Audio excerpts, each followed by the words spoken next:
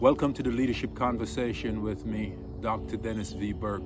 Today, let's zoom in on a specific and often overlooked component of knowledge within the workplace. That is cultural intelligence. We understand that attitude, knowledge, and skill are required skill set components within the management toolkit. Manager, we typically hire folks for attitude. They have the right knowledge, and we match their skill set to some specific job responsibility, and we think we have a winning formula. Unfortunately, relationship between peers, that is team member to team member, across departments and manager to the people they lead or manage, quite often are the most challenging issues in the workplace. And why is that?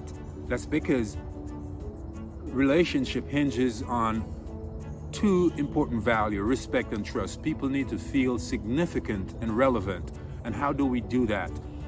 The manager must have the knowledge, skill, and attitude that demonstrates being respectful and being trustworthy. And we arrive at that when the manager has general intelligence. The manager is emotionally mature or has emotional intelligence, understand the required skill set that makes relationship intelligence work, and then as a subset, even if you're doing all of those things right, respect can be reinforced or built when we are culturally sensitive. So this means the manager should also understand cultural intelligence.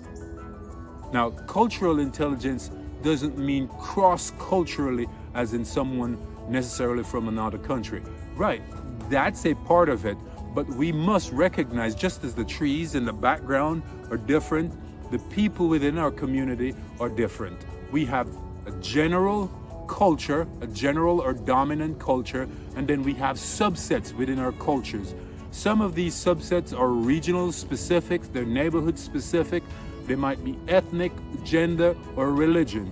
And when we're culturally sensitive, we start in a place. The manager doesn't have to know everything about all culture, but they have to understand how to relate to people, the underlying foundational relationship skill. One component of that is cultural, and we demonstrate respect for people's culture when we start in a place of asking questions.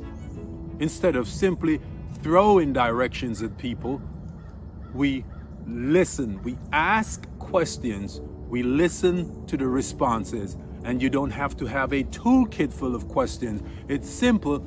Most simple and most effective question is why.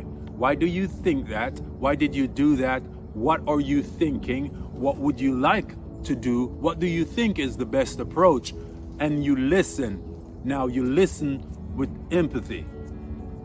Empathic listening means you seek to understand someone's point of view, but instead of being sympathetic and capitulating, simply accepting responsibility or accepting the point of view, you listen, you validate their point of view, and you recognize that people are different. They're situationally specific. We are all conditioned and we carry our biases. And by respecting the biases and difference, the manager is culturally intelligent. Go forth and do good work. I look forward to seeing you in the next episode of the Leadership Conversation with me, Dr. Dennis V. Burke. Thank you for listening.